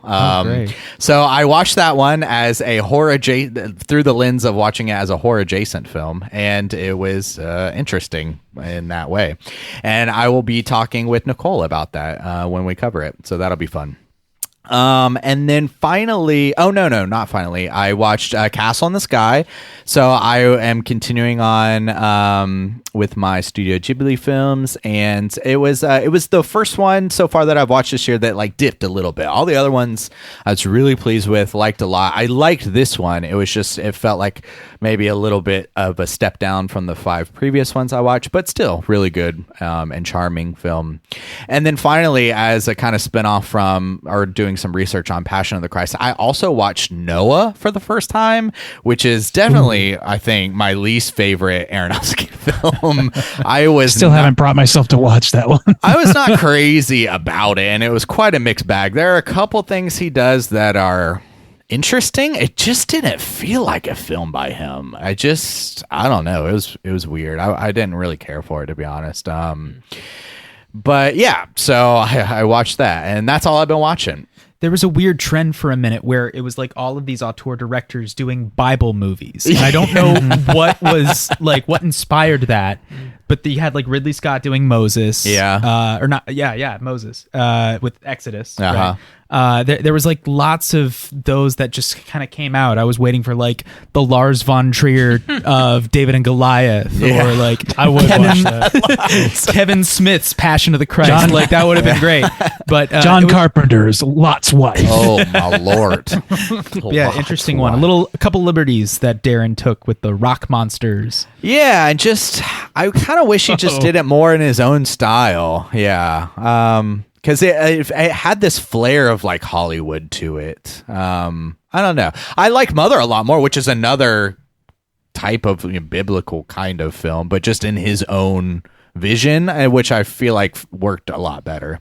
So yeah, because I like Mother. Hot Tub Christianity. And also, didn't he do The Fountain? That wasn't Darren. I don't think so. Who did No, The that was the guy that did The Fall, right? And I'm looking it up so I don't say anything wrong. Hold on. I thought he did it. I thought it was the guy who did like The Cell. Because the Fountain is also kind of biblical. It's Aronofsky. Okay, I thought it was. Okay, and that film worked a lot better than. So when he does it like his own way, think it works a lot better. But you know what? I respect him for trying, because that's High is my favorite biblical story. Yeah. So anyways, that's what I've been watching. Bob, what you been watching? Not a ton, man. I had a super busy week, but a couple things. I rewatched Last Action Hero for the first time since I was like 8. Yes. It's a good movie, right? It is. It's a brilliant kind of movie. rules. Yeah. The movie kind of rules. Schwarzenegger joint in it does Lots of Schwarzenegger this week, right? Yeah. After watching this, I was like, I'm watching every Schwarzenegger movie now. Huh? They're kind of great. Who told you you can eat my cookies? One of my favorites. You got it ready. This movie actually reminded me a lot of Scream. It sort of does the same thing that Scream does with horror movies, but with action movies. It like comments on the tropes and rules and stuff. It's got action packed. Schwarzenegger's hella entertaining. The kid that they get, I don't know the kid's actor, the name of that actor, but the kid does a great job too. It's actually got like a serial killer in it too, so it does have like a touch of horror, but it's only like it kind of bookends the movie. It's definitely not in the meat of the movie. It also, there's several scenes that take place in a cinema, so if you're just like a lover of film in general, I think there's something to get out of this. It's just hella entertaining. Lots of references, and this was before like every movie was this meta, like Totally. self-aware kind of thing. Yeah. But Charles Dance plays the villain, and he's like so much fun to watch. Yeah. It's really great, and I'm surprised more people haven't seen it. Yeah, it's Dude, a lot Ian of fun. McKellen's death, man, that shit rules. God, I love that movie. All right. Damn, I had to check that one out. I just watched Witness for the first time a couple weeks ago, and they name drop Witness in this movie and like make a joke about it, and I was like, I get it now. I didn't get it before. I get it now.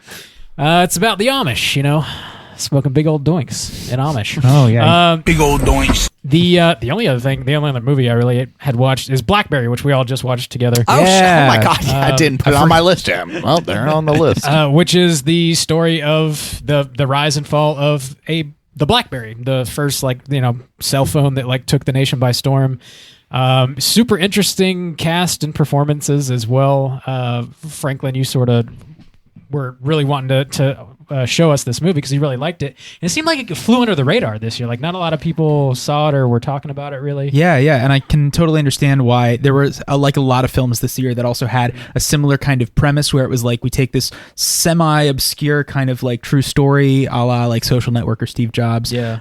And we had Air and the GameStop one. Tetris. Tetris, Pinball, right. But I really do think that BlackBerry is one of the best ever because it's so funny. It's so it's almost like somewhat of a parody of those films, but still works so incredibly well just because of the dedication that these actors are giving to these characters. What's his name? Glenn Howerton. Glenn Howerton disappears in this role, and he is that's the reason I want to see this movie. Yeah. he hits that like J.K. Simmons and Whiplash kind of level of scary. It's fascinating, but then also the humor that and I can't remember his name. Baruchel. Jay Baruchel's great, and the other guy too. He's Doug. the director.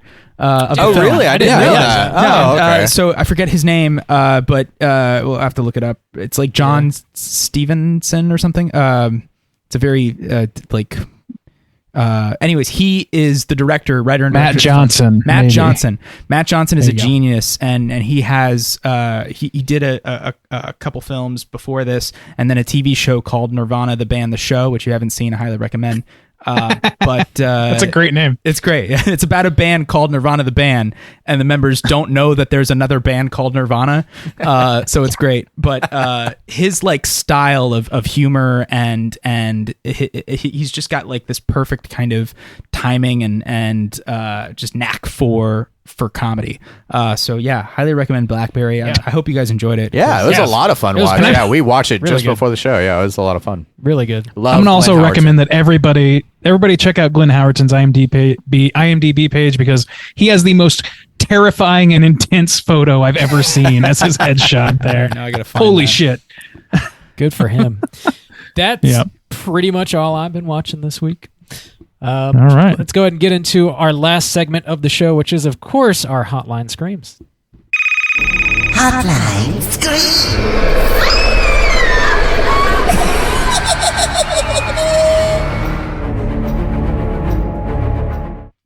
If you guys are listening and would like to call in and leave a voicemail to be featured on next week's show, you can hit us up at 904-638-3231. We got one voicemail this week, and it is from Logan. Let's hear what she's got to say. What the fuck is up, you guys? I know I'm a little late on the topic of going to see movies like multiple times in the theater, but I thought I would share. It's almost embarrassing for me to say this now, but also, like, it was a few years back, but I saw Avengers Endgame in the theater 6 times. Oh, hell yeah. And I kept all my little movie tickets in my phone case, and I showed everyone. I was so proud of it. But I don't even watch Marvel movies anymore. I've considered going to see some, but honestly, I just don't really care for them these days. But the other movie I have gone to see multiple times in the theater was the Eras Tour this past fall, and I have definitely rented it twice since they put it on streaming. Eventually I'll just be able to buy it so I can watch it whenever I want. But yeah, I don't know. It's been a while since I've called in too. So I don't know. I know I talk to most of y'all like every day on the Slack. Shout out to the homies. But yeah, I just thought I would share my thoughts. I think technically the only Kung Fu movie I've ever seen was fucking Kung Pao, which I think a lot of people have seen because I don't even know if they'd be considered a Kung Fu movie. But anyway, so yeah, I hope you guys have a good week and enjoy the rest of your day. Bye! See, we got the Swiftie vote. Well, you can't say we don't have that. We love Come Swifties. on. We love them here. We support them fully. We support the ones that support us. Okay, let's be real. Yes. If you support us monetarily, we support you in spirit only. Hell yeah. I'm sure there were people that went and saw Endgame more than 6 times. Yeah. But 6 times is still very impressive. But it's one of those movies that like I think I saw Endgame maybe twice, and I saw Infinity Wars or the one right probably at least 3 or 4 times. I definitely saw Infinity War several times. Yeah. I kept wanting to because it was more so getting to see the audience react. Oh yeah. Right. Yeah. Like for those films, that was a big part of it. Right. Mhm. In Endgame, I totally get that too because you want to see everybody's reaction when Cap catches the hammer or whatever. But like for Infinity War, I don't know. My life is just like driven by hearing the tears of children. So going to see I wouldn't brag about that too much. Is that me being too open and personal? No, but truly, I just thought it was so. The first time I saw Infinity War, and then it ends, and there's like all of the kids that went to go see it are like sad and crying, and it was just like I had never experienced. And it sounds so sadistic. Well, no, just like in that type of movie. I guess just like I had never experienced that kind of mood in a theater closing out a film, and just like the sheer. Grandpa. Too damn bad. You keep digging. I know what movie that's from. You do. You got it. Yeah, I sure do. I was just talking to someone about it, but no, just getting to hear like this palpable reaction from the audience when the film ends and everyone's just shocked and their jaws are dropped. That was just like intoxicating to me. And like, when are we going to get that again? When is a movie going to good point. Lure all of these people ready to see the new fun superhero movie and then just like say, now they're all dead. How do you feel now? Goodbye. Go home. See you in a year. Thanks for the money, asshole. No, yeah, that's a good point. I mean, there's even in like looking at film history, just looking back, you know, maybe oh god, Empire Strikes Back. Empire is the only thing that comes close. Yeah, that I could think of where like a whole audience because even Harry Potter movies, like people knew what was coming then. A lot of people went to go see them, but that's a good point about Infinity War. It's a very bleak a very bleak story to reach that high of an audience. That's true. Yeah, that's a good point. She's been traumatized. Is she okay? That's definitely one I saw. I mentioned, I think, whenever we brought this prompt up, Dark Knight, I saw several times in the theaters too. There's a handful of ones I've seen many times in the theaters, but yeah. Infinity War. I think Dark Knight is the only one I've maybe seen like 3 times in the theater. I remember I almost went the day never mind. That's a sad story. Never mind. Oh, damn. God. All right. Oh, no. My grandma died, and I was like, I have to take my mind anywhere but here. And I tried to go to Dark Knight, and I didn't make it out of the parking lot. Okay. Man, it was sad. Fucking A. So have you guys all seen Kung Pao? Is that? I don't think I. No, really? we covered a kung fu movie last week, and so we were saying like, we've never really watched a lot of kung fu movies. I think I have actually, and I'm getting it mixed up with Kung Fu Hustle. I think I have different seen movie, Kung totally Pao. different movie. Yeah. Kung Pao, I think, is genius because it was this guy who took like an old kung fu film, and decided to like superimpose himself in it, and did like the whole film dubbed and like redubbed it. I have not seen that. It is some of the there is nothing else like it. Next time I come over, that's what we'll watch. All right, it's next up on the list. It's a good one. It's terrific. Highly recommend it. It's like. It's easily written off as like, it's stupid, dumb comedy, right? But it really is actually quite genius in the way it's executed. And for dumb comedy done smart is the greatest thing on earth. Yeah. That's what Mike Judge makes his career on. Yeah. Awesome. Yeah. Thanks for calling in, Logan. Bringing up some good prompts that we were mentioning. Do you guys have any prompts you want to throw out there for next week's episode? Next week is Living Dead, right? We're talking about the 1990 remake of Night of the Living Dead. Well, maybe we should do like, what are some of your favorite reimaginings or remakes or something? I don't know. Yeah, that's. I like what that. do you think are some of the best? Solid. Yeah, or like your remakes. favorite, or like underseen, or maybe like people hate it but you love it, like reimaginings, anything like that. Yeah. The remake of Psycho is so much better than the original. We all agree. Oh boy, that's never come If you up love before. the Jack Nicholson Wolfman movie, this is the prompt for you. What was it, that Steven Seagal Frankenstein movie or something like No, that? it was not Steven Seagal. What was it? It was fucking not Jack what was Nicholson. his name? What was it? It was a huge big name actor. That movie is awful. Oh, Robert De Niro. Robert De Niro. No, that's Kenneth Branagh directed that, Dude, and it's called Mary Shelley's Frankenstein. yeah. Oh my lord! But it starts to deviate away from the source material in the most bizarre way, like in the third act. When Helena Bonham is it with Carter Branagh? is like the bride of Frankenstein, and it's like so weird. when De Niro like as Frankenstein's monster like starts to like learn how to stand up and walk, I can't stop laughing. It is so fucking funny to watch to me. I don't know. So yeah, what's your favorite?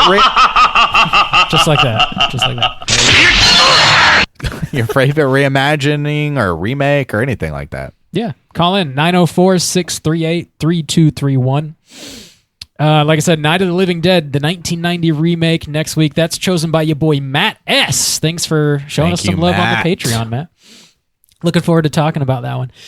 Franklin, thank you so much for sitting in with us, man. It's been a pleasure. Oh my God, I'm so thrilled to get to do this. And anytime you guys invite me back, I will be just honored because you guys do such an amazing job with this. And it's Thanks, just man. always a joy hanging out and chatting movies with you guys. Yeah. Cool. Yeah, man. Thank you so much. Okay, man. Hell yeah. That's what it's all about. Anything else you wanna mention? Go watch Artifice Girl, obviously. Oh, thank you. And definitely go check out Poor Things. Yeah, I forgot sure, to mention, like, it's there's like a list of things that is in every Yorgos film. So just be on the lookout if you bring a bingo card, or maybe you can turn this into a drinking game. But just when you do your Yorgos marathon, take a shot every time someone's eyes are injured. Anytime someone has facial scars, anytime a woman has brain damage, you'll be pretty drunk pretty quickly. Right. Yeah.